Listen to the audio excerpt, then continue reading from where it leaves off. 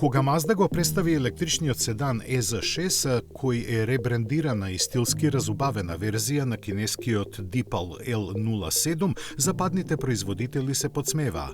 Но сега со премиерата на кросоверот EZ60, јапонците се тие што имаат насмевка на лицата.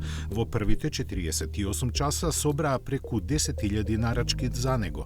Дека ќе биде предодреден за успех, се знаеше уште со представувањето на концептот Арата лани во Пекинг. Се знаеше и дека нема да биде чистокрвна Mazda, туку продукт на соработката на Чанган, исто како и EZ6.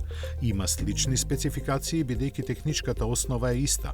Мултиенергетската платформа подготвена за електричен погон со или без бензински мотор како продолжувач на автономијата или пак во плагин изведба.